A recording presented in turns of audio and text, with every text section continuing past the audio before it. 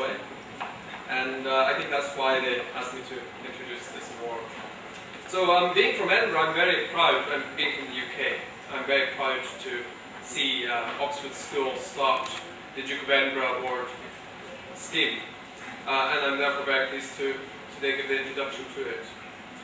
So really I just want to speak very, very briefly about its history. Too much history can get a little bit dull. So I'll speak very briefly about that, and also what it means to the people in the UK, and how to influence, how to improve certain aspects of the UK. So first, I should really say something about its founder. I'm sure probably most of you know that the founder and patron, the Duke of Edinburgh, is the husband of the Queen. He's been husband for the Queen for over 55 years. And though at times he can be a little bit controversial, he's served the country and the Queen very, very well. And he's very rich in good works. And though he's, well, I think he's nearly 90 now, he's still doing many charitable works. And he still plays an active role in the Duke of Edinburgh Award in the UK. So actually, Prince Philip, Prince Philip is another name, I should say, for the Duke of Edinburgh. He isn't actually from Edinburgh. He's not even actually from the UK. He actually came from Denmark. He's descended from the royal throne in Denmark. And he migrated to the UK in the 1930s with his parents.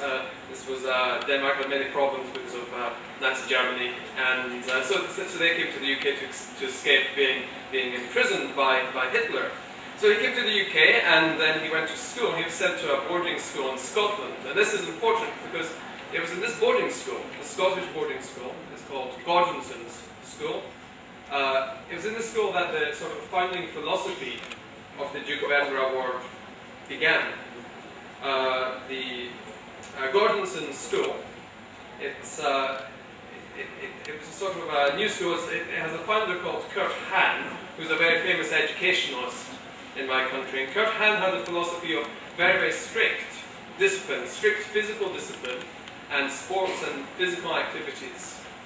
And so when Prince Philip was in this school, he was very much influenced, he very much enjoyed the sporting ethos and the cold showers in the morning. And this is in Scotland, cold showers, I've had cold shower in Bangladesh, and it's not so bad, but in Scotland the water is, you know, below 5 degrees. So, you know, he enjoyed cold showers for over 10 years, running in the Scottish hills, in the rigours of the stormy weather that tends to prevail in Scotland.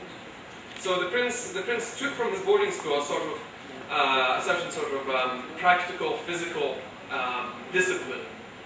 And that later influenced him. About 20 years later, in 1956, he approached his former headmaster of Gordonson School and suggested to him that they start some type of award scheme which will encourage children to get involved in practical activities, something which was more than just book learning provided by all schools, something which would give them more than just an academic education, but something rather which broadened the scope, which got them involved in community projects, charitable works, adventure expeditions. So Kurt Hahn and Prince Philip, they were joined actually by a fellow called Sir John Hunt. And Sir John Hunt, he was the first man to ascend Everest. So those three men, all very interested and dedicated to physical achievement, they were the ones who first founded the Duke of Edinburgh Award.